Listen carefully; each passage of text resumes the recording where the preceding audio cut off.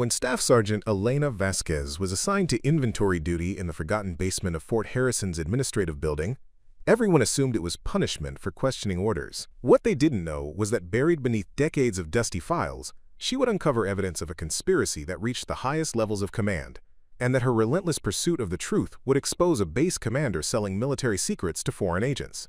Preparing and narrating this type of story took us long efforts and hard work, so if you are enjoying the story, please consider subscribing to our channel.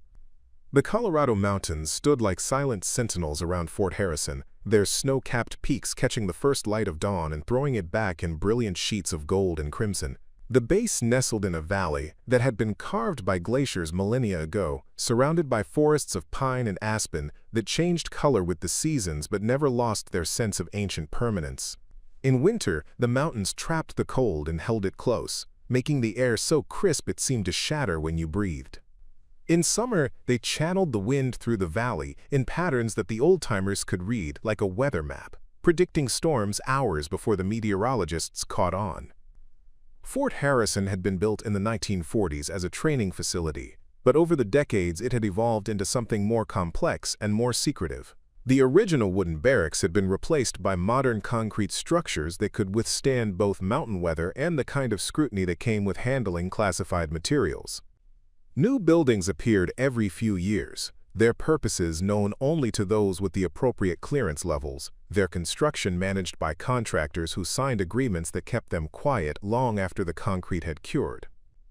The administrative building sat at the heart of the complex, a three-story brick structure that had been expanded and renovated so many times it seemed to have grown organically rather than according to any coherent architectural plan. Wings jutted out at odd angles, stairwells appeared in unexpected places, and corridors that should have connected instead terminated in dead ends that left visitors wandering in circles. The building's basement was a labyrinth of storage rooms, utility spaces, and forgotten offices that had been abandoned when the latest renovation moved their occupants to more modern facilities upstairs. It was 0630 hours on a Tuesday morning in late October when the base began its daily transformation from the quiet efficiency of night operations to the controlled chaos of a fully staffed military installation. Lights came on in windows across the compound, revealing the silhouettes of personnel beginning their daily routines. The mess hall started serving breakfast at 0600, filling the air with the aroma of coffee and bacon that drifted across the base like an informal revel. Vehicles began moving along the network of roads that connected the various facilities, their headlights cutting through the pre-dawn darkness as drivers navigated routes they could travel blindfolded. The motor pool came alive with the sound of engines warming up and mechanics beginning their daily inspections. The communications center never really slept, but the arrival of the day shift brought a new energy to the constant flow of encrypted messages and classified briefings that kept Fort Harrison connected to operations around the globe. Guard posts changed personnel with the mechanical precision of a clock mechanism, each transition smooth and professional, maintaining the security protocols that protected whatever secrets the base harbored. In the officer housing area, lights appeared in kitchen windows as families began their morning routines. Children prepared for school. Spouses readied themselves for jobs both on and off base, and the domestic rhythms of military life played out behind curtains and blinds. The base school bus would begin its rounds at 0730, collecting children who had grown up moving from post to post, adapting to new schools and new friends with the resilience that military families developed out of necessity. The commissary and post exchange would open their doors at 0800. Ready to serve a community that operated by schedules and routines that civilian establishments couldn't quite match. The medical facility had been staffed around the clock, but the arrival of daytime personnel meant that routine appointments and non-emergency procedures could begin, adding another layer to the complex choreography of base operations. At the headquarters building, staff officers arrived carrying coffee cups and briefcases filled with documents that bore classification levels ranging from routine administrative matters to intelligence reports that could reshape international relations. The morning briefings would begin at 0800 sharp, delivering updates on operations, personnel matters, and security concerns that affected everything from training schedules to the movement of sensitive materials. The base commander's office occupied the corner of the building's top floor, its windows offering a commanding view of the entire installation. From that vantage point, you could see the training areas where soldiers honed their skills. the motor pools where vehicles were maintained in constant readiness, and the communication arrays that kept Fort Harrison connected to the broader military network. It was a position that came with enormous responsibility and equally enormous trust, overseeing operations that required both tactical expertise and absolute integrity. The weather station reported clear skies and temperatures that would climb into the 50s by afternoon, perfect conditions for the outdoor training exercises scheduled for later in the week. The base's meteorologists had been tracking a storm system moving in from the west, but it wasn't expected to affect operations for another 3 days. The mountain weather could change quickly, but for now, Fort Harrison enjoyed the kind of crisp autumn morning that reminded everyone why they had chosen to serve in one of the most beautiful locations in the military system. Enlisted personnel began arriving for their shifts, many of them driving pickup trucks and SUVs that could handle the mountain roads and winter conditions that defined life at Fort Harrison. The parking areas filled with vehicles that bore license plates from dozens of states, reflecting the military's practice of moving personnel regularly to prevent them from developing too many local connections that might compromise their objectivity or security awareness. The base's relationship with the surrounding community was carefully managed, but generally positive. Local businesses depended on the economic activity generated by the installation, while the military benefited from the support of citizens who understood the importance of national defense. Occasional joint exercises with local emergency services helped maintain those relationships, while providing valuable training opportunities for both military and civilian personnel. Security patrols maintained their constant vigilance, their routes designed to cover every inch of the installation while remaining unpredictable enough to deter anyone who might be watching for patterns. The guards carried themselves with the alert professionalism that came from knowing they were responsible for protecting assets that enemies would kill to obtain. Their training emphasized observation and communication, ensuring that anything unusual would be reported immediately to the appropriate authorities. As the sun climbed higher above the mountain peaks, Fort Harrison settled into the rhythm of another operational day. Personnel moved between buildings with purpose and efficiency, each individual playing their part in the complex machine that kept the base functioning. Radio chatter crackled across multiple frequencies as different departments coordinated their activities, maintaining the constant flow of information that enabled effective military operations. The base's mission required a level of secrecy that most personnel accepted without question, understanding that their role was to execute orders rather than to question the broader strategic picture.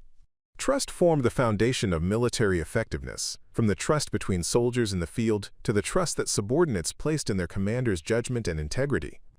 That trust ran both ways, creating bonds that could withstand the stress of combat and the challenges of military life. But trust, once broken, could shatter with devastating consequences that rippled through every level of an organization.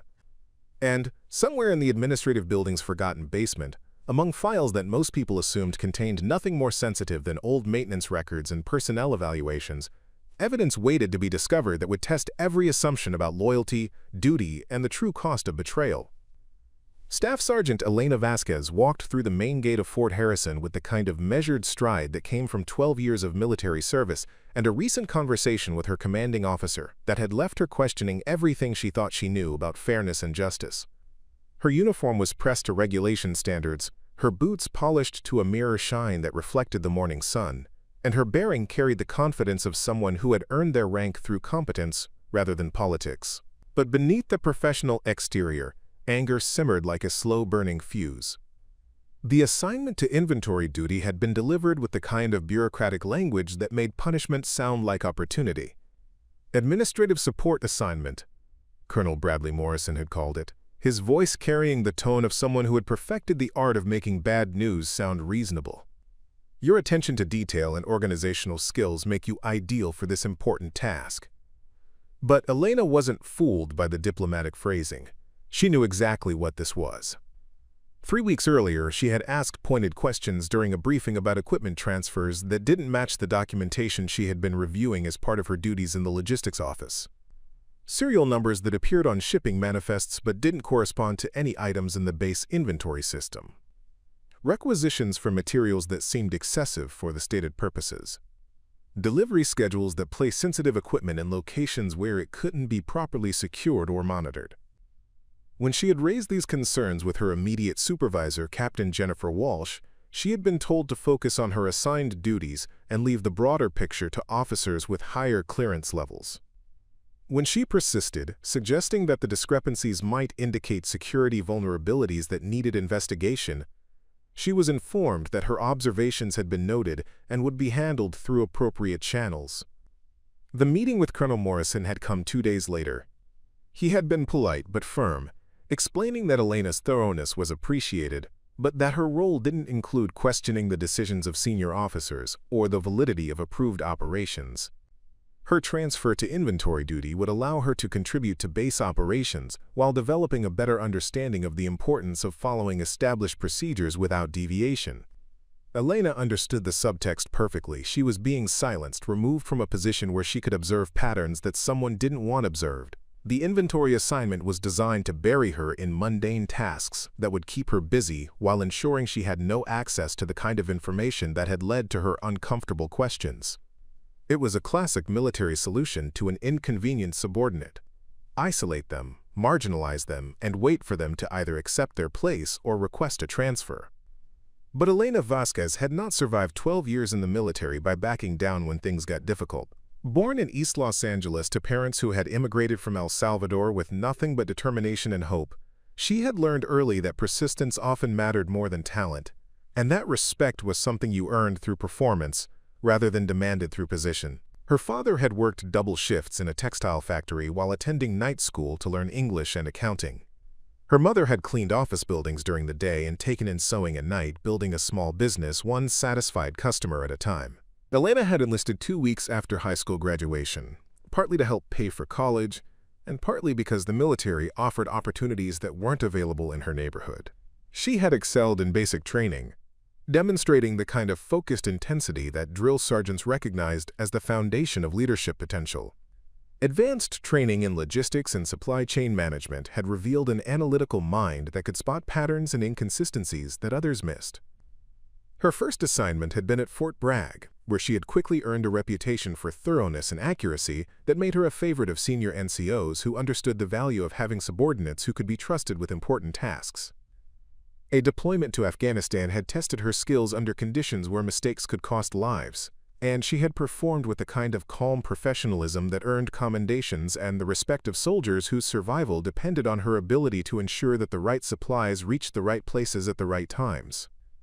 Subsequent assignments had taken her to bases across the United States and overseas, each posting adding to her experience and her understanding of how military logistics functioned at every level, from tactical operations to strategic planning. She had seen how effective leadership could make impossible missions seem routine, and she had also seen how corruption and incompetence could undermine even the best-intentioned efforts.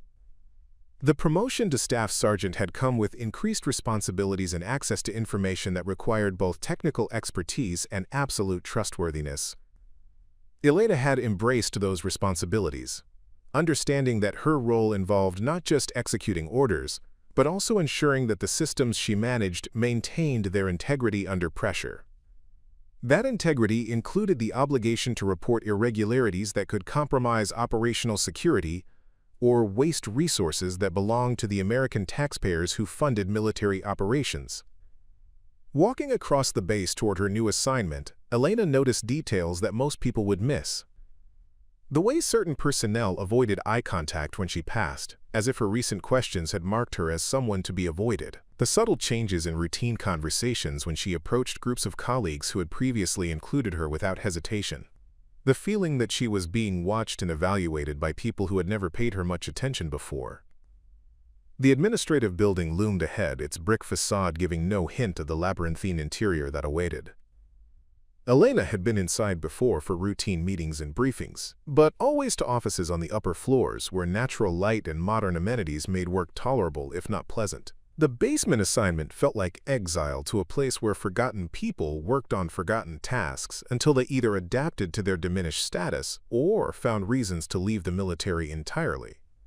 Her reporting instructions had been specific: Room B47, Building 1200, reporting to Master Sergeant Carl Rodriguez for orientation and assignment. The fact that she would be supervised by an NCO rather than an officer suggested that this assignment carried no prestige and offered no opportunities for advancement. It was warehouse work dressed up with official language and military protocol.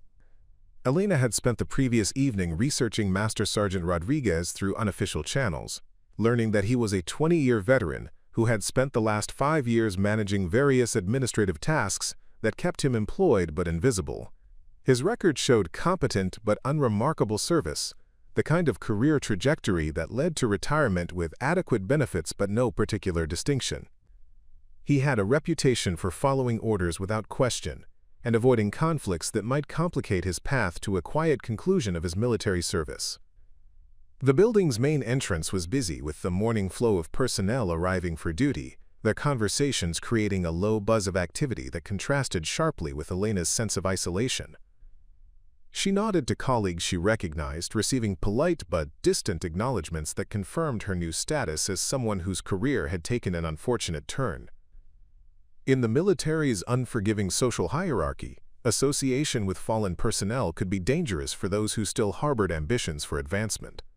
Elena took the elevator to the basement level, watching the floor numbers count downward like a descent into professional purgatory. The elevator opened onto a corridor that smelled of dust and disinfectant, its fluorescent lighting casting harsh shadows that made everything look slightly institutional and unwelcoming. Room numbers began in the 20s and increased as she walked deeper into the building's underground maze, passing doors that were either locked or opened onto storage rooms filled with equipment that appeared to have been forgotten by everyone except the occasional cleaning crew. The corridor seemed longer than the building's footprint should have allowed, creating the disorienting sensation of walking through a space that existed outside normal architectural logic.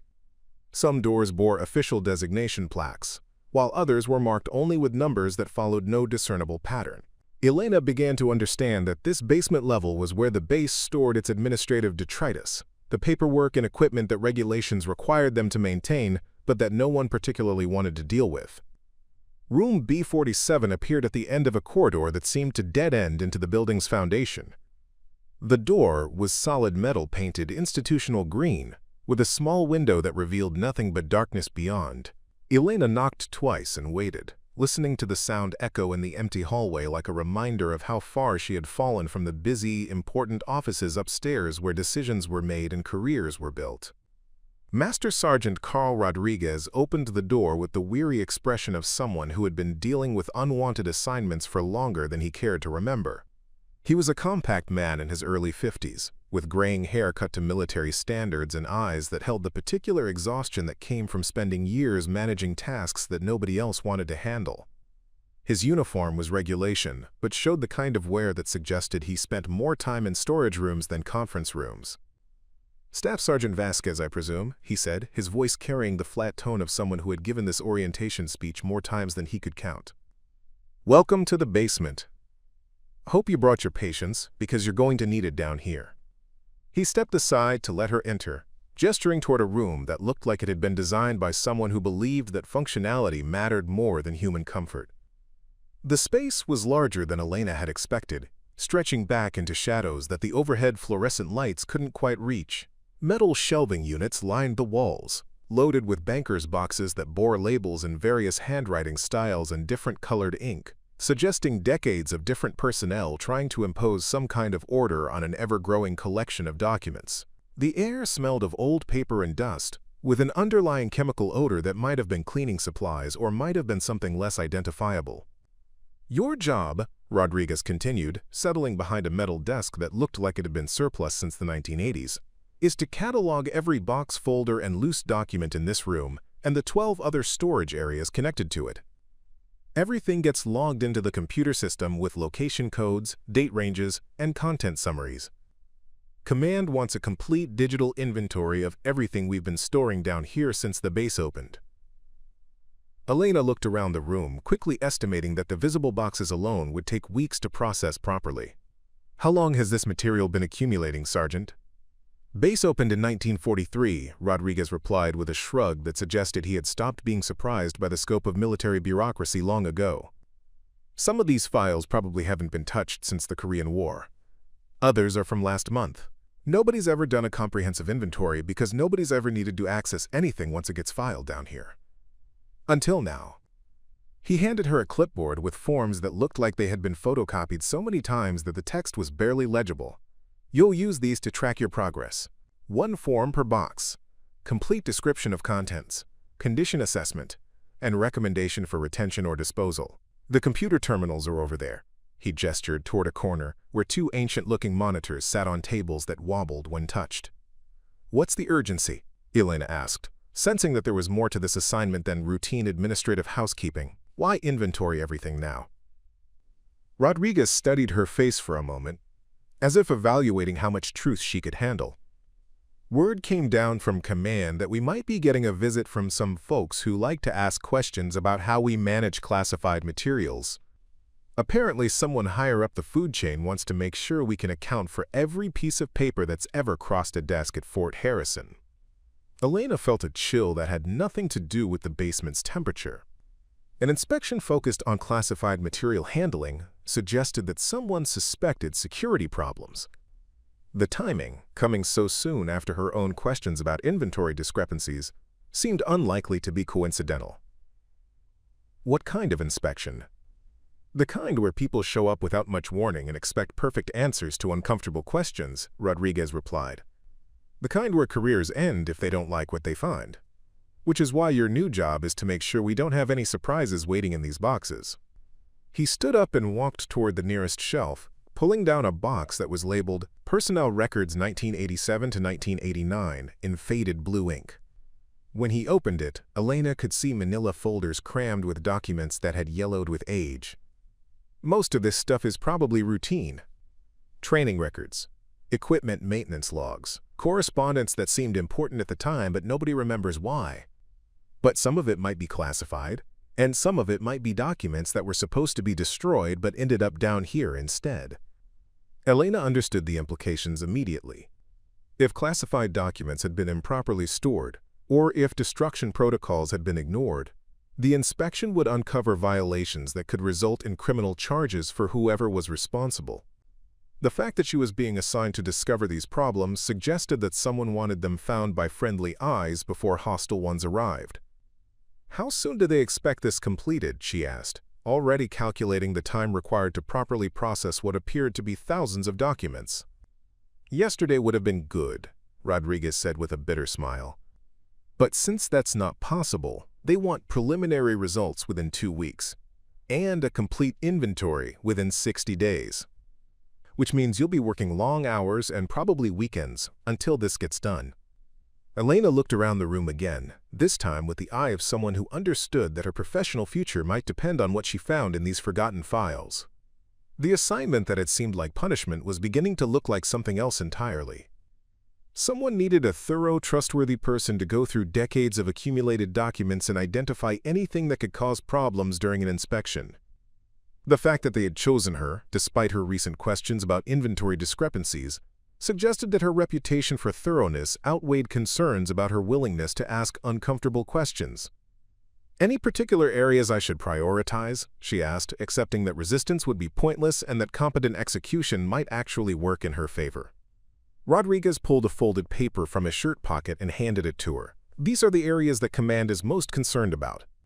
Start with anything labeled as communications, intelligence, or logistics from the last 10 years. Work backward from there. And Staff Sergeant? He paused, his voice taking on a more serious tone. If you find anything that looks like it shouldn't be sitting in an unsecured basement, you bring it to me immediately. Don't try to evaluate it yourself, don't make copies, don't discuss it with anyone else. Just bring it to me and let me handle the chain of custody issues. Elena nodded, understanding that she was being warned about the potential consequences of mishandling classified information. But she also noticed that Rodriguez seemed more nervous than the situation warranted for routine administrative work. His emphasis on chain of custody and his obvious familiarity with inspection procedures suggested that he knew more about the reasons for this sudden urgency than he was willing to admit. Where do I start? She asked, looking at the overwhelming array of storage options. Start with the newest stuff and work backward, Rodriguez suggested. The recent material is more likely to have classification issues. And it's also more likely to be relevant to current operations. The old stuff can wait until you've cleared the high-priority areas. He led her to a section of shelving near the back of the room where boxes were labeled with dates from the last 5 years. Unlike the older storage areas, These boxes were organized with military precision, labeled in consistent handwriting with clear date ranges and general content descriptions. Someone was actually trying to maintain order back here, Elena observed. Different supervisor, Rodriguez explained. Guy named Patterson ran this operation for about 3 years before he got transferred to Germany last month. He actually cared about doing things right, which is more than you can say for some of the people who've managed this place over the years. Elena pulled down the first box, labeled Logistics Coordination Files January to March 2024, and set it on a nearby table. When she opened it, she found neatly organized manila folders with typed labels and documents that appeared to be in excellent condition. This is much better organized than I expected. Patterson was old school, Rodriguez said. Believed that just because something was getting filed away didn't mean it should be treated like garbage. Most of the boxes from his tenure will be easy to process. It's the stuff from before and after him that's going to give you headaches. Elena began pulling folders from the box, quickly scanning their contents to get a sense of what she would be dealing with. Most appeared to be routine correspondence about supply deliveries, equipment maintenance schedules, and personnel assignments. But as she worked through the stack, she noticed that several folders contained copies of documents that she recognized from her previous work in the logistics office. Sergeant Rodriguez, she said, holding up a shipping manifest that looked familiar, some of these documents appear to be duplicates of files that should be in the active logistics system. Why would copies be stored down here? Rodriguez looked at the document she was holding, and Elena noticed that his expression changed slightly. Patterson was thorough, he said carefully. Maybe he kept copies of things he thought might be important later. You'll need to check against the active files to see if there are any discrepancies. Elena felt the same uncomfortable sensation she had experienced when questioning the original inventory problems that had led to her reassignment. The idea that someone had been systematically copying logistics documents and storing them in an unsecured basement raised questions about information security and proper handling of sensitive materials. But it also raised questions about why those copies had been made and whether they contained information that someone wanted to preserve or hide. Elena spent the next 3 hours working through the logistics files with the methodical precision that had made her reputation in the military. Each document received careful examination, not just for its obvious content, but for the patterns and connections that might not be apparent to a casual observer. As she progressed through Patterson's meticulously organized boxes, she began to notice something that made her increasingly uncomfortable.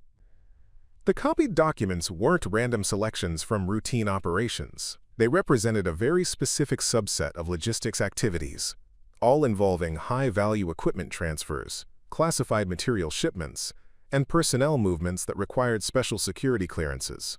Someone had deliberately identified and preserved copies of documents that most people would never have reason to access, let alone duplicate for long-term storage. Elena pulled out a folder labeled Special Equipment Transfers Q3 2024 and found shipping manifests for items that were identified only by alphanumeric codes rather than descriptive names. The destination addresses were military installations she recognized, but the routing instructions included stops at commercial facilities that seemed unusual for sensitive military equipment.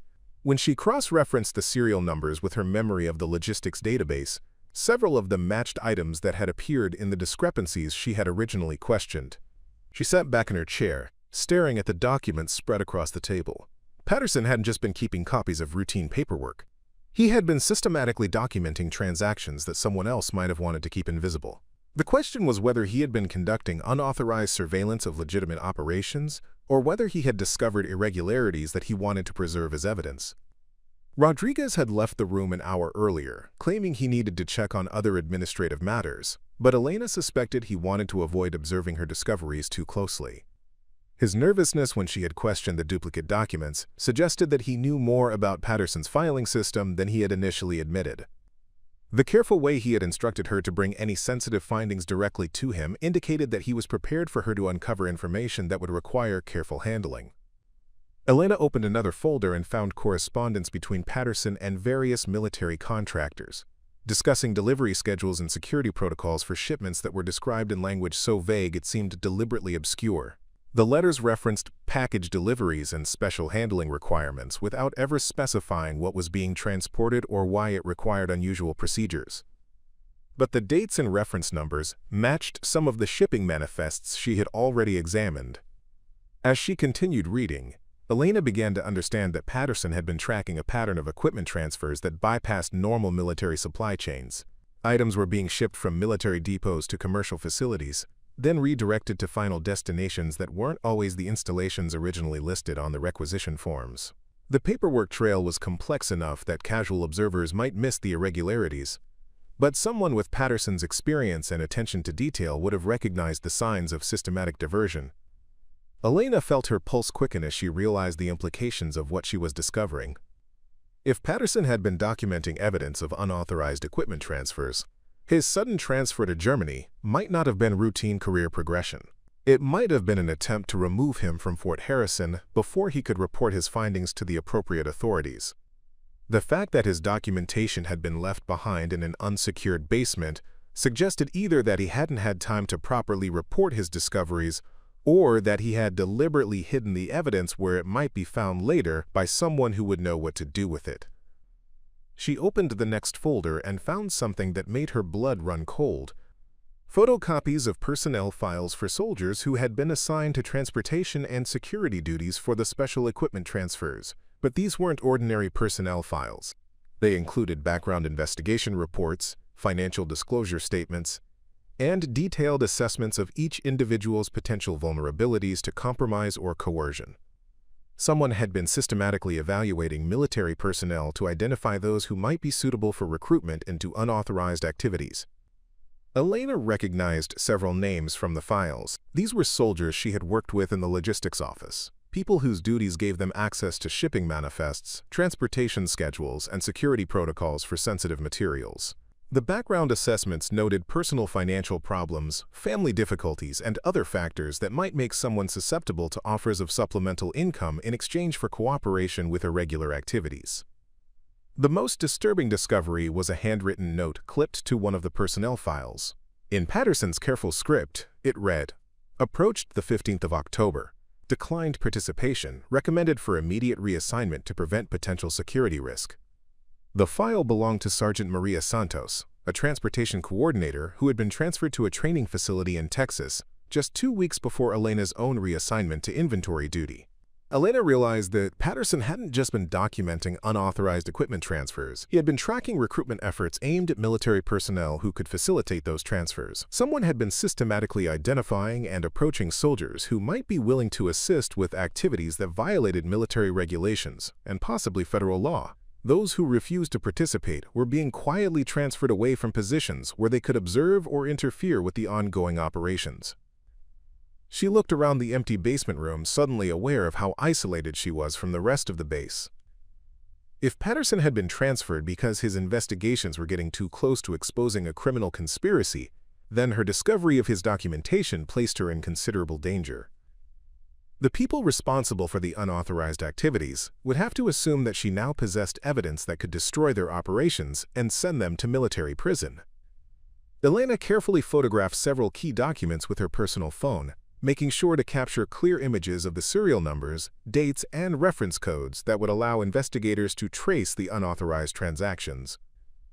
She understood that possessing this evidence might be the only thing keeping her alive if the people involved in the conspiracy decided that elimination was preferable to exposure. The sound of footsteps in the corridor outside made her quickly close the folders and arrange them in neat stacks that would appear to be routine inventory work. When Rodriguez returned, she was entering data into the computer system with the focused concentration of someone absorbed in mundane administrative tasks. "How's the progress?" he asked, his voice carrying a casual tone that didn't quite mask his underlying tension. "Slower than I hoped," Elena replied truthfully. Patterson was very thorough with his documentation. Every box is going to require detailed review to properly catalog the contents.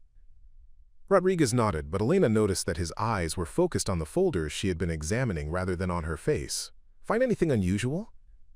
Elena met his gaze steadily, understanding that her answer would determine whether he saw her as a threat or as someone who could be trusted to handle sensitive information appropriately.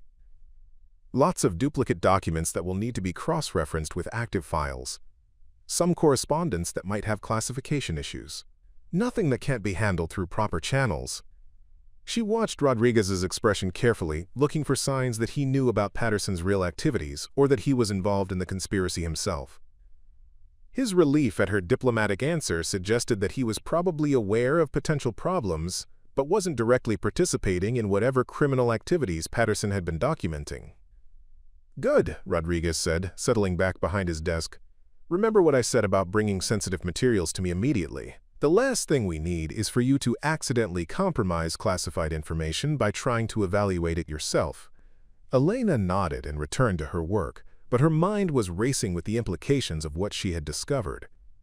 Patterson had left behind a detailed record of what appeared to be a sophisticated criminal conspiracy involving the theft and diversion of military equipment. The conspiracy included systematic recruitment of military personnel and the elimination of those who refused to participate or who posed potential threats to the operation. The question now was what to do with this information. Rodriguez's warnings about proper channels suggested that he suspected the conspiracy might involve senior personnel who could bury investigations or eliminate evidence before it reached appropriate authorities. Elena needed to find a way to report her discoveries to someone she could trust, someone with sufficient authority and integrity to ensure that the evidence would be properly investigated rather than suppressed. As she continued her methodical examination of Patterson's files, Elena began to understand that her assignment to inventory duty might not have been punishment at all. Someone had needed a thorough, trustworthy person to uncover Patterson's hidden documentation. The question was whether that someone was trying to expose the conspiracy or trying to identify and eliminate the evidence before it could be used against them. Elena maintained her methodical pace through the afternoon, but her awareness had shifted from routine documentation to careful surveillance of her surroundings. Every footstep in the corridor outside made her pause and listen. Every sound from the building's mechanical systems seemed amplified in the basement's artificial quiet.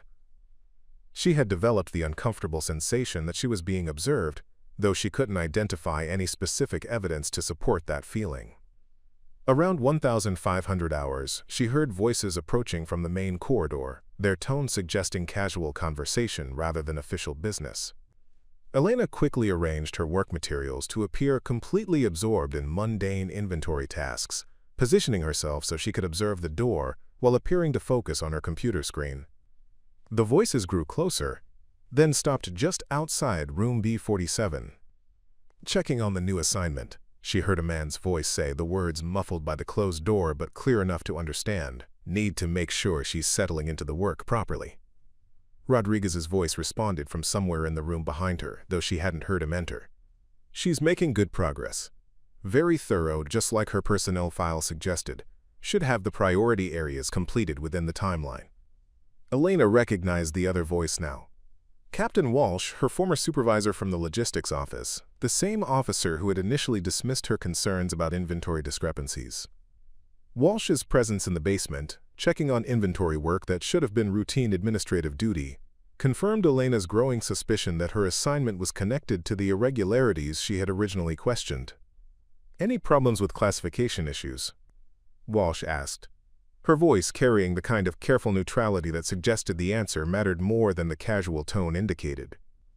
"Nothing unusual so far," Rodriguez replied. "Some duplicate documentation that needs cross-referencing, but that's standard for this kind of archive consolidation." She understands the importance of proper handling procedures. Elena continued typing random data into the computer system while straining to catch every word of the conversation. The fact that Walsh was personally checking on basement inventory work suggested either unusual concern about security protocols or unusual interest in what might be discovered among Patterson's files. Given the evidence Elena had already found, Walsh's presence felt more like surveillance than supervision. "Good," Walsh said. "This project has command attention at the highest levels. We need to ensure that everything is handled with appropriate discretion and that any sensitive materials are processed through proper channels immediately." The emphasis on proper channels and appropriate discretion sounded like coded language for ensuring that damaging evidence never reached investigators who might act on it. Elena realized that Walsh might be involved in the conspiracy that Patterson had been documenting, or at least aware of activities that needed to be concealed from outside scrutiny. After Walsh left, Rodriguez remained in the back area of the room for several minutes, moving boxes and papers with unnecessary noise that seemed designed to establish his presence without requiring conversation. Elena continued her work, but she could feel his attention focused on her activities. When he finally approached her workstation, his manner had changed from the casual indifference he had shown earlier to something more watchful and evaluative. "Captain Walsh seems satisfied with your progress," he said, settling into a chair where he could observe her computer screen. "She mentioned that Command is particularly interested in ensuring this project maintains appropriate security protocols." Elena looked up from her typing, meeting his gaze with the kind of professional attention that subordinates showed when receiving guidance from supervisors. "I understand the importance of proper handling procedures, Sergeant. Everything I've processed so far has been documented according to regulations." Rodriguez nodded, but Elena noticed that his eyes were scanning the folders she had arranged on her work table. Patterson was very systematic about his filing procedures. "Did you notice any patterns in his documentation methods?" The question felt like a probe, designed to determine whether Elena had recognized the significance of Patterson's selective copying and preservation of specific types of documents. Her answer would indicate whether she posed a potential threat to whatever activities Patterson had been investigating. "He was definitely more organized than most people," Elena replied carefully. "Very consistent labeling, chronological arrangement, clear content descriptions. It's making the inventory process much more efficient than I expected."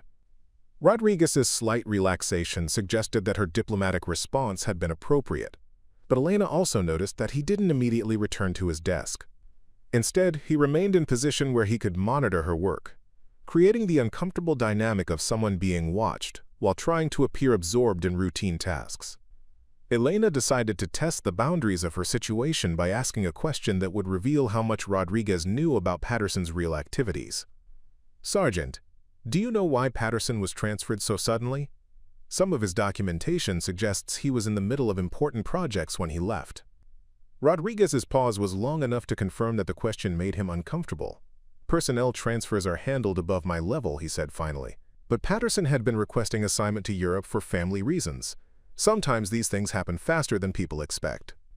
The explanation sounded rehearsed, like something Rodriguez had been prepared to say if asked about Patterson's departure. Elena suspected that Patterson's transfer had been anything but voluntary, and that Rodriguez had been instructed to provide cover stories for anyone who questioned the circumstances. As the afternoon progressed, Elena noticed an increase in foot traffic past their basement office. Personnel who had no apparent business in the storage areas seemed to find reasons to walk through the corridors, often pausing near room B47 as if listening for sounds of activity inside. Some of these individuals she recognized from the logistics office. Others were unfamiliar faces who carried themselves with the bearing of people accustomed to authority. Around 1630 hours, Elena heard a familiar voice in the corridor outside, speaking in the kind of hushed tones that suggested confidential conversation.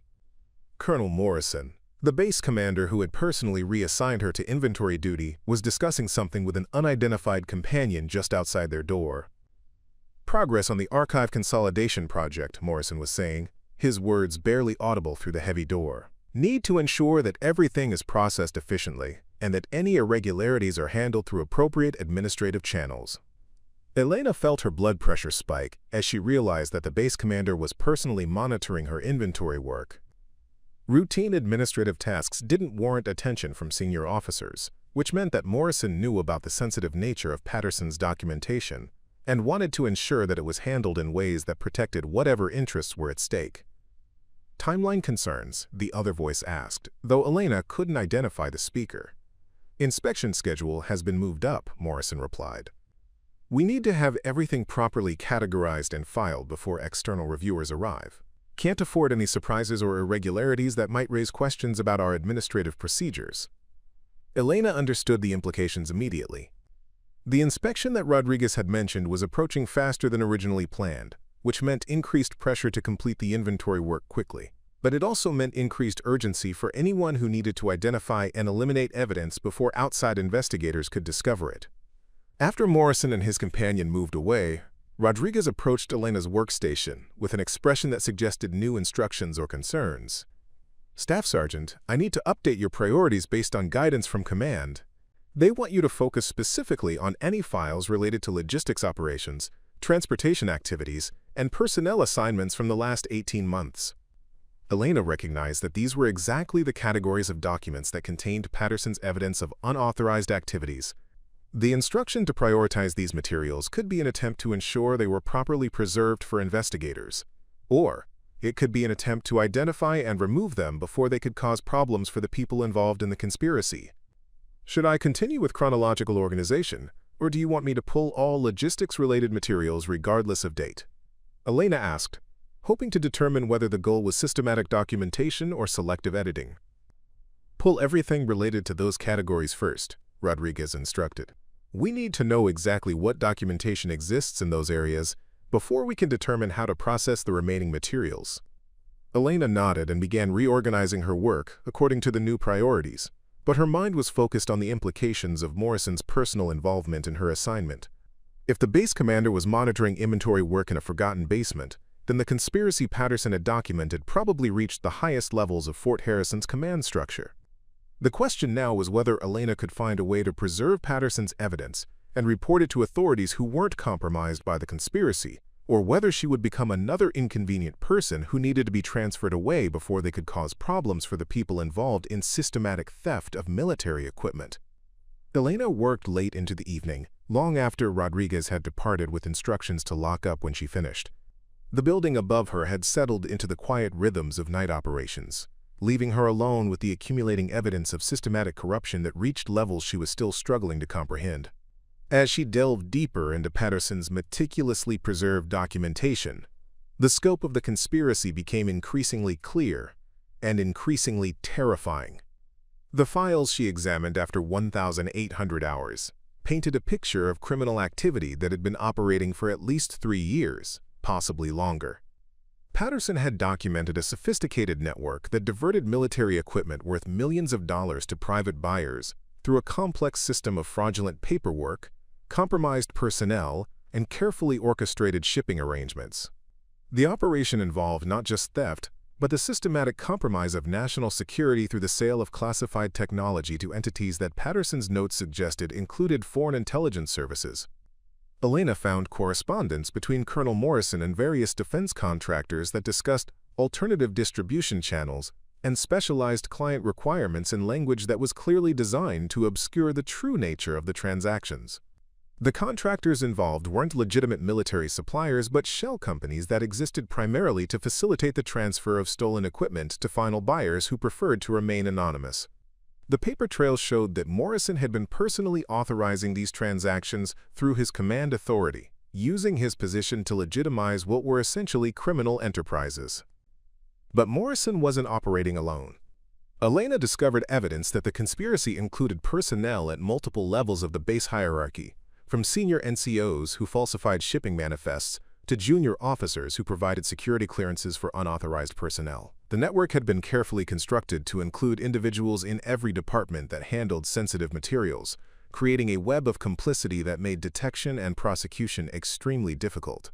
The most damaging documents Elena found were communications between Morrison and someone identified only as Client 7, discussing the delivery of electronic warfare equipment that was classified at levels so high that Elena wasn't supposed to know it existed. The equipment was being transferred to a location in Eastern Europe through a series of intermediary shipments that would make tracing its ultimate destination nearly impossible. The financial arrangements involved payments totaling over $40 million, with Morrison's personal share exceeding $2 million. Elena photographed these documents with trembling hands, understanding that she was documenting evidence of treason that could result in life sentences for everyone involved. The sale of classified military technology to foreign entities wasn't just theft. It was espionage that directly threatened American national security and the safety of military personnel who relied on technological advantages to survive in hostile environments. As she continued reading, Elena discovered that Patterson had been more than just a passive observer of these criminal activities. His notes indicated that he had been approached for recruitment into the conspiracy and had initially appeared to cooperate while secretly documenting everything he observed. His systematic copying of documents hadn't been routine administrative thoroughness. It had been a deliberate intelligence-gathering operation conducted by someone who understood that he was risking his life to expose activities that threatened the foundations of military integrity. Patterson's final entries, dated just 2 weeks before his transfer, revealed that he had been preparing to report his findings to the FBI's military corruption unit when his investigation was discovered. Someone had become suspicious of his activities and had begun monitoring his communications and movements. His transfer to Germany had been arranged with less than 48 hours' notice, giving him no opportunity to complete his planned disclosure or to secure the evidence he had accumulated. Preparing and narrating this type of story took us long efforts and hard work, so if you are enjoying the story, please consider subscribing to our channel. Elena found a handwritten note that Patterson had hidden inside a folder of routine maintenance records. If something happens to me before I can report this, the evidence is in the basement archives. Look for the logistics files from 2023-2024. Trust no one at Fort Harrison above the rank of captain. Contact Agent Sarah Chen, FBI Denver Field Office, Special Crimes Unit. Tell her Patterson sent you and she'll know what to do. Elena felt a chill of recognition as she realized that Patterson had anticipated the possibility that his investigation might be discovered and that he might be eliminated before he could report his findings. He had deliberately preserved the evidence in a location where it might be found by someone else who could complete his mission. Her assignment to inventory duty wasn't punishment or coincidence. It was Patterson's insurance policy, activated when he was removed from the base before he could expose the conspiracy himself. The note included a phone number and an email address that Patterson had verified as belonging to Agent Chen, along with specific instructions for making contact in ways that wouldn't be detected by base communications monitoring. Elena realized that Patterson had been far more sophisticated in his counterintelligence activities than his personnel file suggested, demonstrating skills that indicated specialized training in covert operations and evidence preservation. Elena carefully photographed Patterson's note and began organizing the most damaging evidence into a sequence that would allow investigators to understand the full scope of the conspiracy. She selected documents that showed Morrison's direct involvement, evidence of foreign sales, financial records that proved personal enrichment, and personnel files that identified other participants in the network. The accumulated evidence was sufficient to support criminal charges that would destroy careers and result in lengthy prison sentences for everyone involved. As she worked, Elena became increasingly aware of sounds from the building above her that suggested unusual late-night activity. Footsteps moved through corridors that should have been empty. Doors opened and closed with the frequency that indicated people were searching for something, and elevator motors operated more often than normal building security patrols would require. Someone was conducting a systematic search of the administrative building, possibly looking for evidence or for her. Elena quickly gathered the most critical documents and sealed them in a large manila envelope that she addressed to Agent Chen, using the contact information Patterson had provided. She included a brief note explaining that she was completing Patterson's investigation and that the enclosed materials documented criminal conspiracy involving senior personnel at Fort Harrison. She wrote that she was in immediate danger and requested urgent federal intervention to protect both the evidence and her personal safety. The building's mail system included an overnight express service that would deliver the envelope to the FBI field office before the conspiracy participants could intercept it.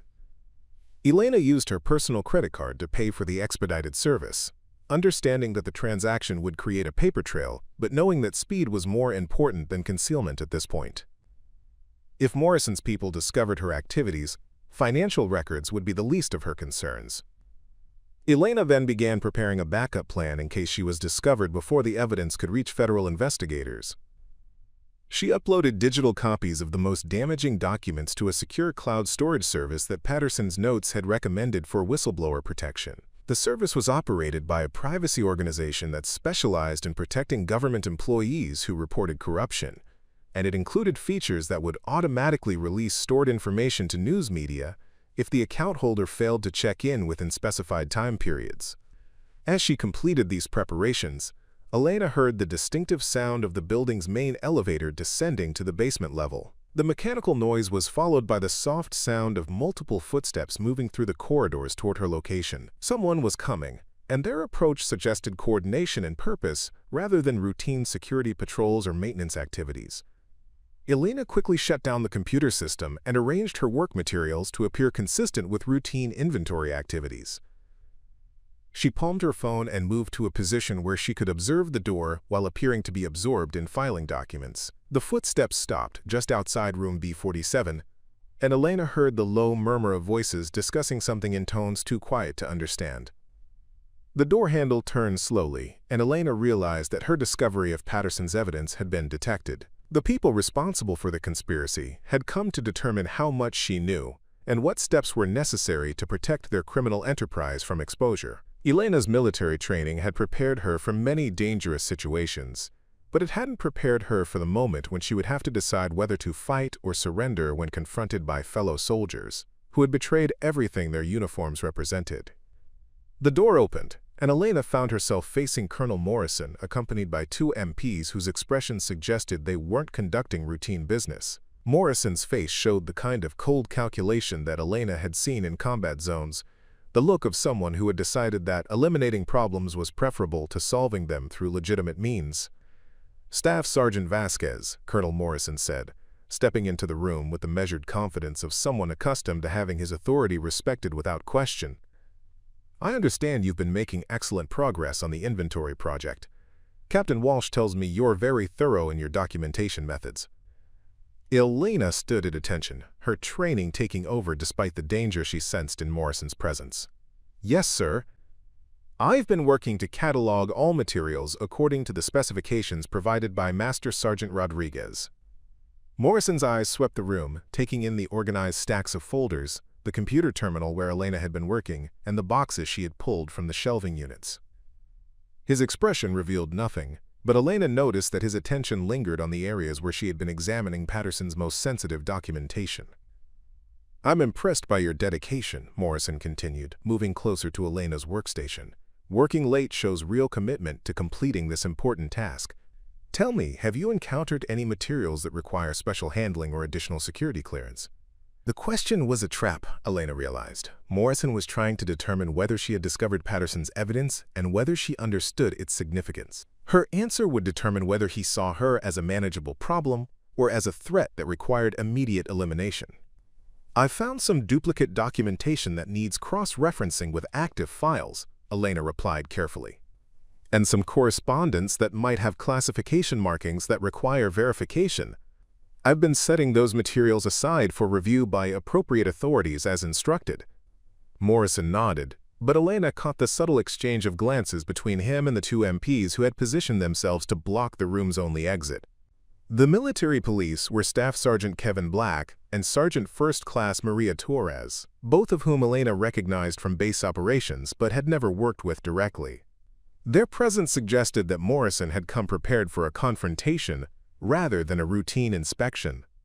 "That's exactly the kind of careful attention we need for this project," Morrison said, settling into Rodriguez's chair as if establishing his authority over the space. "National security depends on proper handling of sensitive materials. I'm sure you understand the importance of ensuring that information reaches appropriate channels without unnecessary complications." Elena felt her pulse quicken as she recognized the implicit threat in Morrison's words. He was warning her that attempting to report her discoveries through unauthorized channels would be considered a security violation that could justify severe punishment. The MP's presence suggested that he was prepared to enforce that warning through immediate detention if necessary.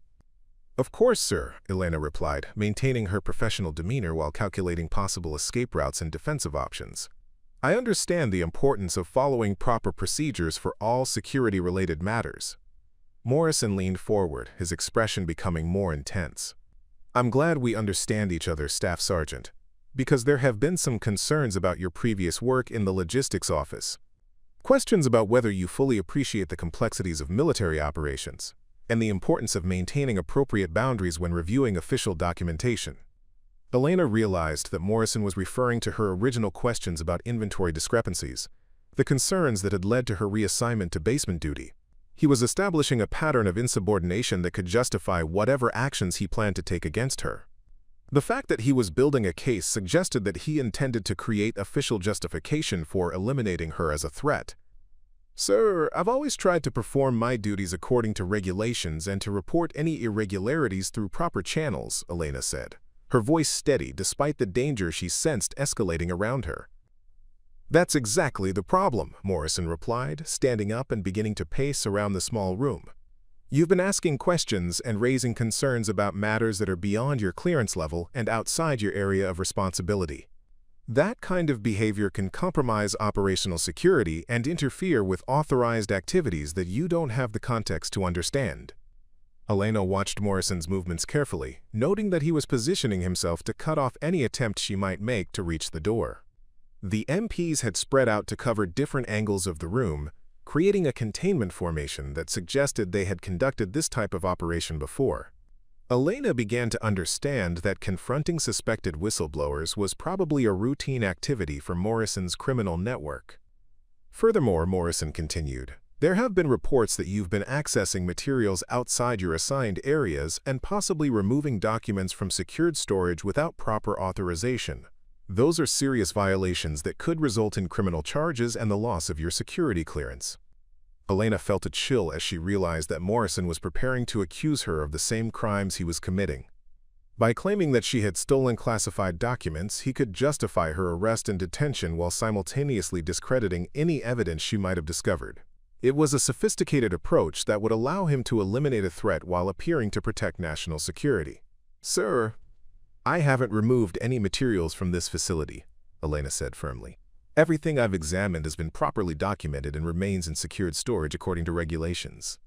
Morrison smiled, but the expression held no warmth. "That's interesting, Staff Sergeant, because we have surveillance footage that shows you photographing documents with your personal phone. Unauthorized reproduction of classified materials is a federal crime that carries severe penalties." Elena's blood ran cold as she realized that Morrison had been monitoring her activities more closely than she had suspected. Security cameras in the basement had captured her photographing Patterson's evidence, providing Morrison with documentation of activities that could be characterized as espionage if presented without proper context. The fact that she had been trying to preserve evidence of Morrison's own crimes wouldn't matter if he controlled the narrative. "Sir, I was documenting inventory procedures to ensure accuracy in my reporting," Elena replied, knowing that her explanation sounded weak but hoping to buy time while she evaluated her options. "Your phone, please," Morrison said, extending his hand with the authority of someone accustomed to immediate compliance. "We need to examine its contents to determine whether security protocols have been compromised." Elena understood that surrendering her phone would eliminate the evidence she had preserved and leave her defenseless against whatever charges Morrison planned to file. The device contained not only photographs of Patterson's documents, but also the contact information for Agent Chen and the backup plans she had prepared for reporting the conspiracy to federal authorities. "Sir, I believe I have rights regarding personal property searches," Elena said, her military training warring with her instinct to protect the evidence that could expose Morrison's crimes. "I would prefer to have legal counsel present before surrendering personal electronic devices." Morrison's expression hardened. "Staff Sergeant, you are currently under investigation for possible security violations. Your rights are secondary to national security concerns. Sergeant Black, please secure Staff Sergeant Vasquez's phone and any other personal electronic devices." Elena stepped backward, putting distance between herself and the MPs while calculating whether resistance was possible or advisable. She was outnumbered 3-1 by people who were armed and positioned to prevent her escape. But she also knew that surrendering the evidence would eliminate any chance of exposing the conspiracy and would probably result in her being charged with crimes that Morrison had actually committed. "I understand your concerns about security, sir," Elena said, playing for time while evaluating the room for anything that might serve as a weapon or defensive tool. "But I believe there may be some misunderstanding about my activities. I've been following the inventory procedures exactly as instructed by Master Sergeant Rodriguez." Morrison gestured to the MPs, who began moving toward Elena with the practiced coordination of people who had conducted arrests before. "Staff Sergeant Vasquez, you are being detained pending investigation of possible security violations. You have the right to remain silent, and I strongly advise you to exercise that right until this matter can be resolved through appropriate channels." Elena realized that Morrison was conducting an unofficial arrest that would allow him to control her access to legal counsel and communications with outside authorities. Once she was in military detention, he could manipulate the charges and evidence to support whatever narrative served his interests. Her only chance was to resist now, while she still had some freedom of movement and before he could completely control the situation. But as Elena prepared to make her move, she heard something that changed everything. The distinctive sound of multiple vehicles arriving outside the administrative building, their engines and radio chatter suggesting law enforcement activity rather than routine military operations. Someone else had come to Fort Harrison, and their timing suggested coordination with Elena's situation rather than coincidence. Morrison heard the sounds too, and his expression shifted from confident control to concerned uncertainty. The MPs exchanged glances that suggested they weren't sure whether the arriving personnel were friendly or hostile to their activities. Elena realized that Patterson's insurance policy might have included more than just hidden evidence.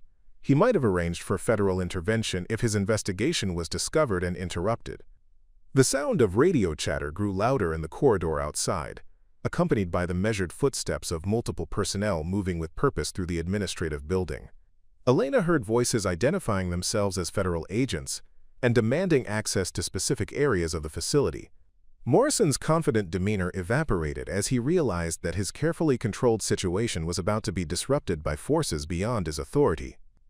"Sir," Sergeant Black said quietly, moving closer to Morrison while keeping his eyes on Elena, "we have federal agents in the building. They're asking about the basement storage areas and requesting immediate access to room B47. Morrison's face went pale as he understood the implications. Federal agents didn't arrive at military installations without prior coordination unless they were conducting urgent investigations that couldn't wait for normal bureaucratic processes. Their specific interest in the basement storage areas suggested that someone had already reported the conspiracy and provided enough evidence to justify immediate federal intervention. Elena felt a surge of hope as she realized that Patterson's backup plans had been more comprehensive than she had understood. His note had mentioned Agent Chen, but it hadn't detailed the automatic triggers he had established to ensure federal involvement if his investigation was compromised. The FBI's arrival suggested that Patterson had arranged for law enforcement intervention if he failed to make scheduled contacts or if specific conditions indicated that his evidence was at risk. Agent Sarah Chen, Federal Bureau of Investigation, came a clear voice from the corridor outside, followed by authoritative knocking on the door to room B47. "We have a federal warrant to search these premises and to interview personnel regarding ongoing criminal investigations. Please open the door immediately." Morrison looked trapped between his desire to maintain control over Elena and his need to respond appropriately to federal law enforcement. Military officers who failed to cooperate with legitimate federal investigations faced career-ending consequences. But Morrison's cooperation would inevitably lead to the exposure of evidence that would destroy him anyway. "Staff Sergeant Vasquez," Morrison said quickly, his voice carrying the desperation of someone whose carefully constructed criminal enterprise was collapsing around him, "I strongly advise you to consider the consequences of making statements that could compromise ongoing military operations. There are national security implications that you don't understand." Elena realized that Morrison was attempting to intimidate her into silence, even as federal agents prepared to enter the room. His reference to national security was an attempt to convince her that reporting his crimes would somehow harm American interests rather than protect them. It was the final manipulation of someone who had spent years using his authority to justify criminal behavior. The door opened before Elena could respond, revealing Agent Chen accompanied by 3 other federal agents and a military legal officer whose presence indicated that the investigation had been coordinated with appropriate military authorities. Agent Chen was a woman in her 40s, with the bearing of someone accustomed to conducting high-stakes investigations in hostile environments. "Colonel Morrison," Agent Chen said, her voice carrying the authority of federal law enforcement, "you are under arrest for conspiracy to commit treason, theft of government property, and violation of federal espionage statutes. You have the right to remain silent and the right to legal counsel." Morrison's face showed the shock of someone whose world had just collapsed completely. The MPs who had been prepared to arrest Elena now found themselves witnessing the arrest of Ladek, their commanding officer, by federal agents who clearly had extensive evidence of his criminal activities. "This is a misunderstanding," Morrison said, his voice lacking conviction. "I am a loyal officer of the United States Army, and I demand to speak with my legal counsel before answering any questions." Agent Chen ignored Morrison's protests and turned to Elena. "Staff Sergeant Vasquez, I'm Agent Sarah Chen. I believe you have information relevant to our investigation of criminal conspiracy at Fort Harrison. Are you willing to cooperate with federal authorities?" Elena felt relief wash over her as she realized that Patterson's insurance policy had worked exactly as intended. Yes, ma'am. I have extensive documentation of unauthorized equipment transfers, personnel compromise, and financial crimes involving senior base personnel. Agent Chen nodded and gestured to one of her colleagues, who began photographing the room and the materials Elena had been examining. We received an overnight delivery this morning containing evidence that corroborated information we had been developing through other sources. Your package included a note indicating that you were in immediate danger. Elena realized that her decision to mail the evidence to Agent Chen had triggered the federal response that was now unfolding. The FBI had acted on her information with remarkable speed, suggesting that they had already been investigating Morrison's activities and had been waiting for additional evidence to justify arrests and searches. Staff Sergeant, Agent Chen continued, we need you to walk us through the evidence you've discovered and to identify the specific documents that demonstrate criminal activity. Your cooperation will be essential for ensuring successful prosecution of everyone involved in this conspiracy. Elena spent the next several hours working with federal agents to catalog the evidence that Patterson had preserved and that she had discovered during her inventory work. The scope of the conspiracy became even clearer, as Agent Chen explained that the FBI had been tracking the network's activities for months, following financial transactions and communications that had led them to Fort Harrison. Master Sergeant Patterson contacted our office 6 months ago, Agent Chen explained as they reviewed the documented evidence. He had been conducting his own investigation and wanted to ensure that federal authorities were aware of the activities he was uncovering. When he stopped making scheduled contact reports, we activated emergency protocols that led to today's operation. Elena learned that Patterson's transfer to Germany had been legitimate but had been arranged by federal authorities as a way of protecting him while they completed their investigation. His apparent cooperation with the conspiracy had been part of an FBI operation designed to gather evidence and identify all participants in the criminal network. The investigation revealed that Morrison's conspiracy had stolen over $60 million worth of military equipment and had sold classified technology to foreign intelligence services that posed direct threats to American national security. The network included personnel at 7 different military installations and had been operating for over 4 years before Patterson's investigation began to expose their activities. Elena's role in preserving and reporting the evidence was recognized as crucial to the successful prosecution of the conspiracy. Her willingness to risk her career and her safety to expose criminal activity was cited as an example of the integrity and courage that the military system depended on to maintain its effectiveness and credibility. Their commanding officer, by federal agents who clearly had extensive evidence of his criminal activities. This is a misunderstanding, Morrison said, his voice lacking conviction. I am a loyal officer of the United States Army, and I demand to speak with my legal counsel before answering any questions. Agent Chen ignored Morrison's protests and turned to Elena. Staff Sergeant Vasquez, I'm Agent Sarah Chen. I believe you have information relevant to our investigation of criminal conspiracy at Fort Harrison. Are you willing to cooperate with federal authorities? Elena felt relief wash over her as she realized that Patterson's insurance policy had worked exactly as intended. Yes, ma'am. I have extensive documentation of unauthorized equipment transfers, personnel compromise, and financial crimes involving senior base personnel. Agent Chen nodded and gestured to one of her colleagues, who began photographing the room and the materials Elena had been examining.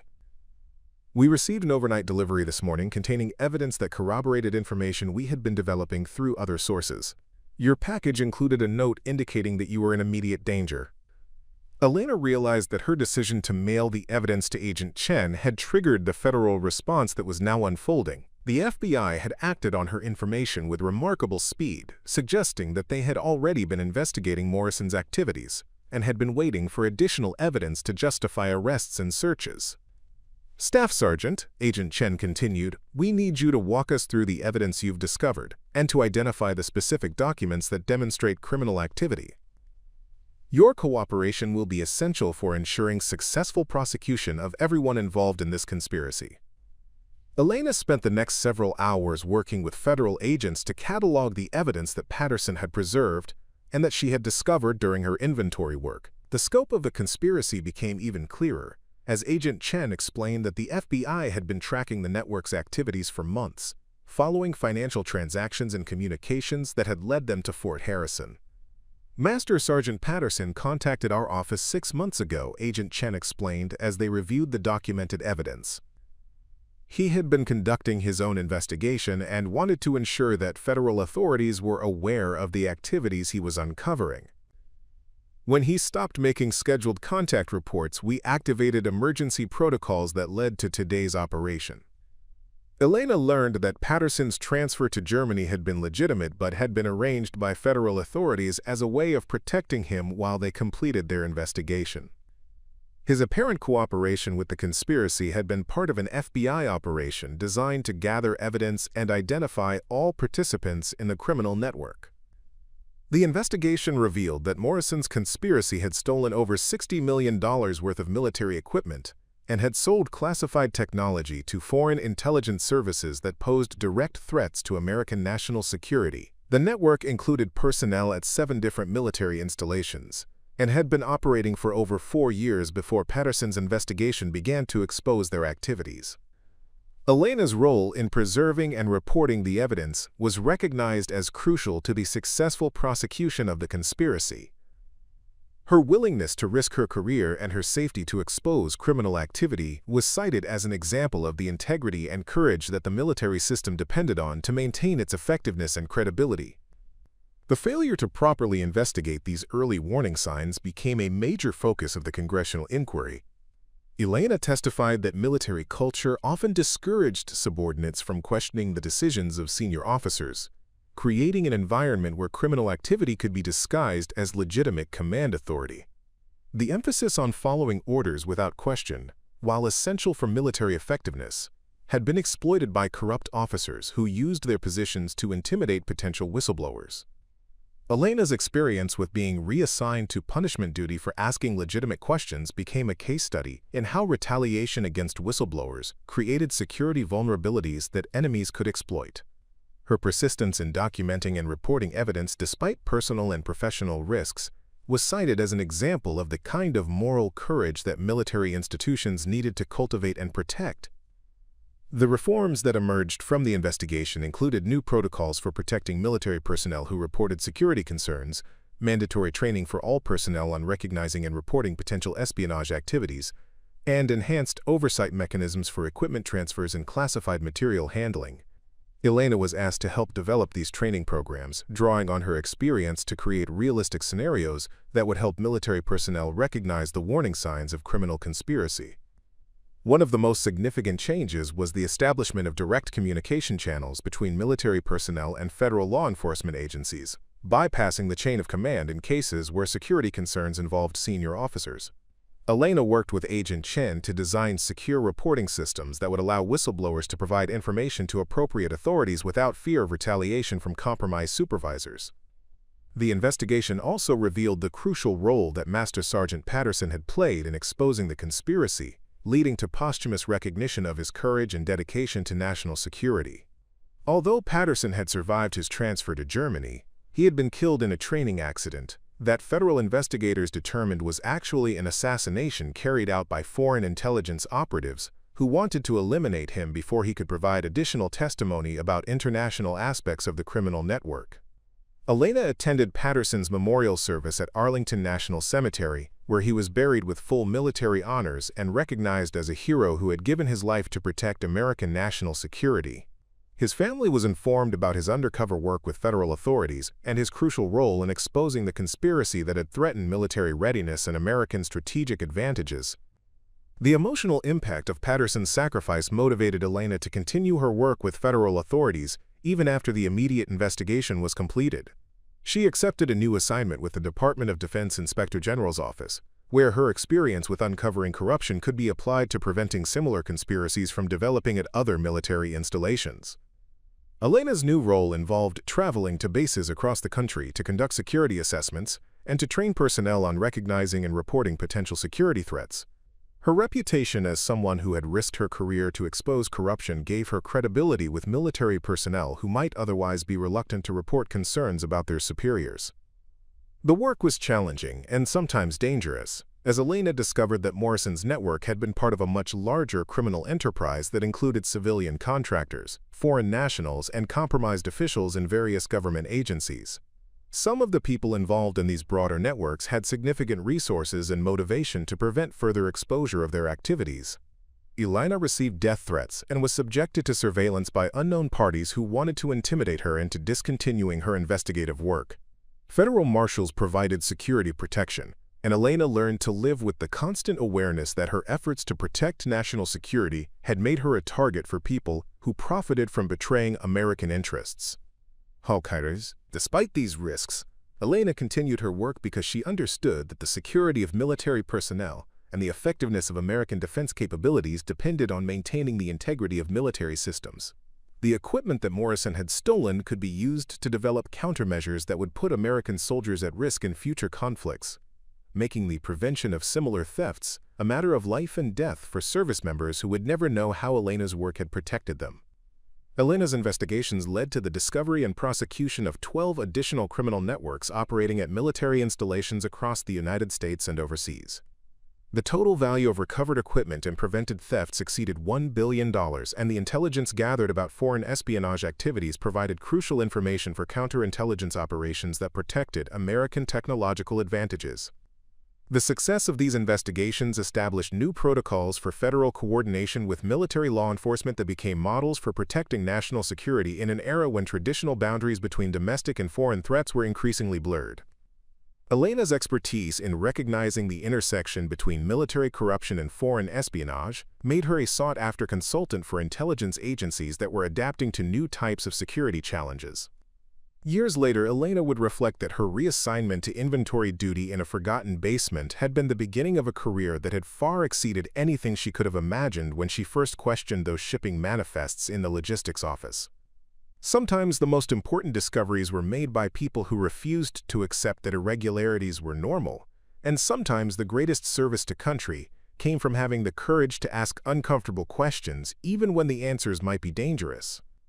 The basement room at Fort Harrison where Elena had discovered Patterson's evidence was eventually converted into a memorial space honoring military personnel who had given their lives to expose corruption and protect national security. A plaque bearing Patterson's name reminded visitors that integrity and courage were the foundations of military effectiveness, and that defending American values sometimes required standing against fellow soldiers who had forgotten their oaths to serve with honor. 5 years after the Fort Harrison investigation, Elena stood before a new class of military investigators at the Federal Law Enforcement Training Center in Georgia, sharing her experience with personnel who would carry forward the mission of protecting military integrity. The audience included FBI agents, military police investigators, and civilian analysts who specialized in defense contractor oversight. Her story had become a cornerstone case study in how individual courage could expose systemic corruption and prevent catastrophic security breaches. The training program that Elena helped develop had been implemented at military installations worldwide, creating a new generation of personnel who understood their responsibility to question irregularities and report suspicious activities. The curriculum included detailed analysis of the tactics that criminal networks used to compromise military systems, drawing on intelligence gathered from the Morrison investigation and subsequent prosecutions. Elena's role had evolved from investigator to educator, but she continued to receive updates on ongoing cases that demonstrated the lasting impact of her work at Fort Harrison. The protocol she had helped establish for protecting whistleblowers had enabled dozens of military personnel to report criminal activities without fear of retaliation, leading to investigations that prevented millions of dollars in losses and countless security breaches. One of the most significant developments was the creation of joint task forces that combined military investigators with federal law enforcement and intelligence agencies. These teams were specifically designed to address the kind of sophisticated criminal networks that had operated at Fort Harrison, using Elena's experience to develop strategies for detecting and dismantling similar organizations before they could cause significant damage. Elena learned that the foreign intelligence services that had purchased stolen equipment from Morrison's network had been tracked to facilities in Eastern Europe and Asia where they were reverse engineering American technology to develop countermeasures for their own military forces. The intelligence community's ability to monitor these activities had been significantly enhanced by the information recovered from Patterson's documentation and Elena's subsequent investigations. The international implications of the Fort Harrison case had led to diplomatic initiatives aimed at preventing the proliferation of stolen military technology. Elena worked with State Department officials to develop protocols for sharing information with allied nations about criminal networks that threatened collective security interests. Her technical expertise and understanding of how these networks operated made her an invaluable resource for international cooperation efforts. The personal cost of Elena's work had been significant but manageable. The death threats had eventually subsided as the criminal networks she had exposed were dismantled, but she continued to live with security precautions that reflected the ongoing risks associated with her high-profile role in national security investigations. The federal marshals who had protected her during the most dangerous period had become friends and mentors who helped her navigate the complex world of federal law enforcement. Elena's military career had taken an unexpected path that led to her promotion to Master Sergeant and assignment to the Pentagon, where she worked with senior defense officials on policy development and threat assessment. Her understanding of how criminal networks exploited military systems made her perspective valuable for senior leaders who were responsible for protecting national security at the strategic level. The recognition Elena received for her role in exposing the Fort Harrison conspiracy included medals and commendations that acknowledged her contribution to national security. But the appreciation she valued most came from fellow service members who understood that her courage had protected the integrity of their profession. Military personnel who attended her training programs often thanked her for giving them the tools and confidence to report irregularities without fear of career consequences. Elena maintained regular contact with Agent Chen, who had been promoted to supervise the FBI's military corruption unit, partly based on the success of the Fort Harrison investigation. Their partnership had evolved into a professional relationship that combined Elena's military expertise with Chen's federal law enforcement experience, creating an effective team for addressing complex cases that involved both military and civilian elements. The memorial space at Fort Harrison that honored Patterson's sacrifice had become a pilgrimage site for military personnel who wanted to understand the importance of maintaining ethical standards in their service. Elena visited the memorial annually on the anniversary of Patterson's death, using the occasion to reflect on the responsibility that came with knowledge of criminal activity and the courage required to act on that knowledge despite personal risks. Elena's work had also influenced civilian oversight of defense contractors, leading to enhanced screening procedures and monitoring systems that made it more difficult for criminal networks to exploit procurement processes. The techniques that Morrison's network had used to create fraudulent shell companies were now well understood by investigators who could detect similar schemes before they became operational. The technology sector had implemented new security protocols based on lessons learned from the Fort Harrison investigation, recognizing that the theft of classified technology posed risks not only to national security but to the competitive advantages of American companies in global markets. Elena worked with private sector partners to develop threat assessment procedures that protected both military and commercial interests. Elena's story had been featured in training materials used by intelligence agencies around the world, demonstrating how individual initiative could uncover sophisticated criminal operations that traditional oversight mechanisms had failed to detect. Her experience showed that the most effective defense against corruption was often the vigilance of dedicated personnel who understood their responsibility to protect the institutions they served. The legacy of the Fort Harrison investigation extended beyond the specific criminal network that had been exposed. It had fundamentally changed how military organizations approached internal security, creating systems that encouraged reporting of irregularities while protecting those who demonstrated the courage to speak truth to power. Elena's example had inspired a new generation of military personnel who understood that service to country sometimes required challenging those who held authority. Elena's current assignment involved developing predictive models that could identify installations or units that might be vulnerable to criminal infiltration based on patterns of personnel assignments, equipment transfers, and financial transactions. The analytical skills that had enabled her to recognize Patterson's evidence were now being applied to prevent similar conspiracies from developing in the first place. The work was intellectually challenging and professionally rewarding, but Elena never forgot that behind every statistical model and policy recommendation were real people whose lives and safety depended on the integrity of military systems. The soldiers who relied on equipment that criminal networks might try to steal or compromise trusted that people like Elena would protect them from threats they might never know existed. Looking back on her journey from a logistics office at Fort Harrison to her current role in national security policy, Elena understood that her willingness to ask uncomfortable questions about shipping manifests had set in motion events that had strengthened American security and protected countless military personnel from the consequences of corruption and betrayal. The basement room where she had discovered Patterson's evidence had been transformed from a forgotten storage space into the foundation for a new understanding of how individual courage could serve national interests. Elena's story reminded everyone who heard it that heroism often began with someone noticing that something wasn't quite right and having the integrity to do something about it, regardless of the personal consequences. The continuing fight against corruption and espionage required constant vigilance and the kind of moral courage that Elena had demonstrated at Fort Harrison.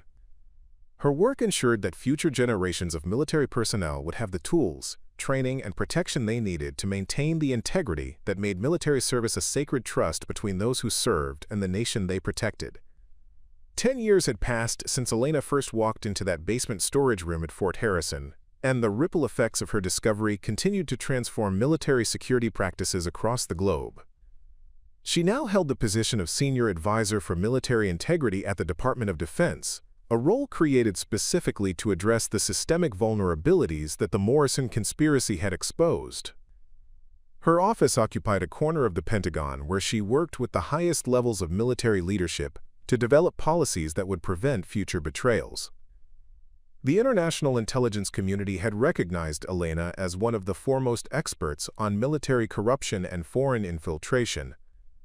She regularly briefed NATO allies on the evolving tactics that hostile nations used to compromise Western military organizations, sharing insights that had been gained through years of investigating networks similar to Morrison's conspiracy.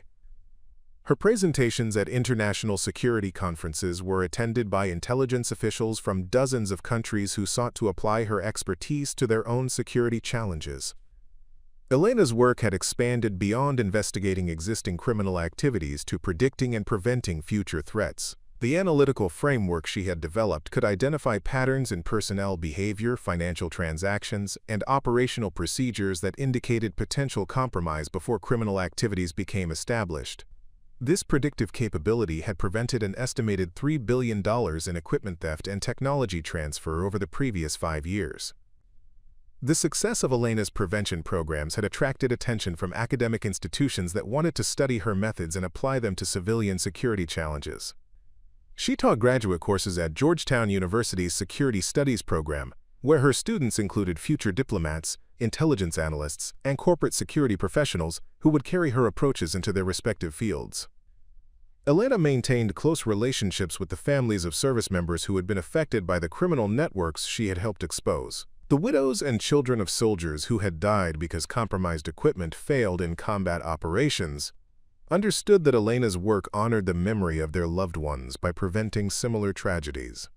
These personal connections reminded Elena that her statistical analyses and policy recommendations had real human consequences that extended far beyond bureaucratic procedures. The technological landscape had evolved significantly since the Fort Harrison investigation, creating new opportunities for criminal networks to exploit military systems while also providing enhanced tools for detecting and preventing such exploitation. Elena worked with cybersecurity experts to develop protocols that protected both physical equipment and digital assets from theft and compromise, recognizing that modern warfare required security approaches that addressed both traditional and cyber threats. Elena's reputation had made her a target for recruitment by foreign intelligence services that hoped to turn her knowledge against American interests. The FBI's counterintelligence division regularly briefed her on attempts to compromise her through financial incentives, personal relationships, and professional opportunities that would give hostile nations access to her expertise. Her awareness of these threats reinforced her understanding of how easily well-intentioned people could be manipulated into betraying their obligations. The memorial program that honored Patterson's sacrifice had expanded to include recognition of dozens of other military personnel who had risked their careers and lives to expose corruption and espionage. Elena served on the selection committee that evaluated nominations for this recognition, ensuring that the courage required for such actions was properly acknowledged and that their examples inspired others to maintain similar integrity. Elena's personal life had been shaped by her professional experiences in ways that sometimes surprised her. She had married a fellow federal agent who understood the demands and risks of her work, and they had built a relationship based on shared commitment to public service and mutual respect for the challenges they faced in their respective careers. Their home life provided a refuge from the intense pressures of national security work, while maintaining the security consciousness that their positions required.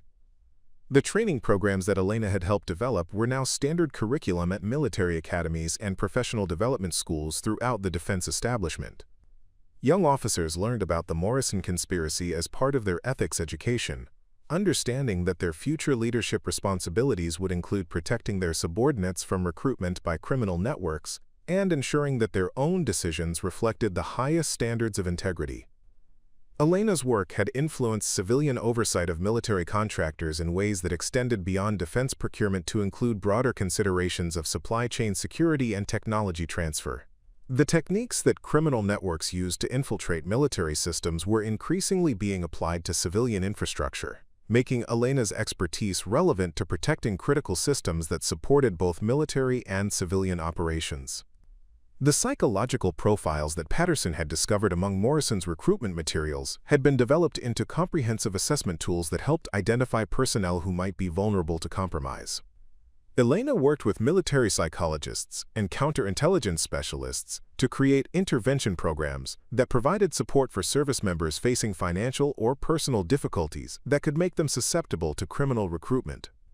Elena's investigation methods had been adopted by law enforcement agencies that dealt with organized crime, terrorism, and white-collar fraud. Her approach of following documentation trails and identifying patterns in seemingly routine transactions had proven effective for exposing criminal activities that traditional investigative methods had failed to detect. Police departments and federal agencies regularly consulted with Elena on complex cases that involved sophisticated criminal networks. The international cooperation that had emerged from the Fort Harrison investigation had evolved into formal agreements between allied nations for sharing intelligence about threats to military security. Elena participated in quarterly meetings with counterparts from European and Asian allies, coordinating responses to criminal networks that operated across national boundaries and threatened collective security interests. Elena's current projects included developing artificial intelligence systems that could analyze vast quantities of military data to identify patterns indicative of criminal activity. These systems combined her understanding of how criminal networks operated with advanced computing capabilities that could process information at scales impossible for human analysts. The AI tools promised to revolutionize military security by providing early warning of potential threats before they could cause significant damage. The legacy of Elena's work at Fort Harrison continued to influence military culture in fundamental ways that extended beyond specific security procedures. The emphasis on individual responsibility for reporting irregularities had become embedded in military training and leadership development, creating an environment where ethical behavior was expected and supported rather than merely encouraged. Elena often reflected on the chain of events that had begun with her questioning routine shipping manifests in the logistics office at Fort Harrison. Her decision to persist in seeking answers despite official discouragement had ultimately protected American national security and saved countless lives, demonstrating that individual integrity could have consequences far beyond what any single person might imagine. The ongoing evolution of military security challenges required constant adaptation of the approaches that Elena had pioneered, but the fundamental principles remained unchanged. Vigilance, integrity, and courage continued to be the essential qualities for protecting military institutions from those who would exploit them for personal gain or hostile purposes. Elena's story had become part of the institutional memory of American military service, reminding each new generation of personnel that their individual actions and decisions contributed to the collective security of the nation. The basement storage room where she had discovered Patterson's evidence had been preserved as a reminder that heroism often emerged from mundane circumstances when dedicated people chose to do what was right, regardless of personal consequences. 20 years after that fateful morning when Elena had first questioned shipping manifests at Fort Harrison, she stood in the same basement room that had been converted into the Patterson Memorial Center for Military Integrity. The space that had once housed forgotten files and dusty boxes now served as a training facility, where military personnel from around the world came to learn about protecting their institutions from corruption and foreign infiltration. Elena's hair showed streaks of silver now, and her uniform bore the rank insignia of a full colonel, a promotion that reflected not just her years of service, but her extraordinary contribution to national security. She had been invited to deliver the keynote address at the center's anniversary ceremony, an event that brought together many of the people whose lives had been changed by the events that began in this very room. Agent Chen, now the director of the FBI's National Security Division, sat in the front row alongside representatives from allied intelligence services who had implemented Elena's methods in their own countries. Master Sergeant Rodriguez, long since retired, had traveled from his home in Arizona to attend the ceremony.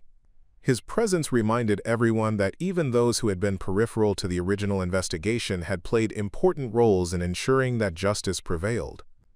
The audience included family members of Master Sergeant Patterson, whose sacrifice had made the entire investigation possible.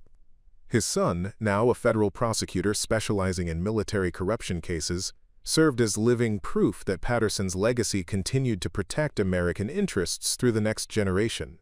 The presence of these families honored the personal costs that had been paid by those who chose integrity over safety. Elena's speech reflected on the lessons learned from the Fort Harrison investigation and their continuing relevance in an era of evolving security challenges. She emphasized that the fundamental principles of military service, honor, duty, and country remained constant, even as the methods for protecting them required constant adaptation to new threats and new technologies.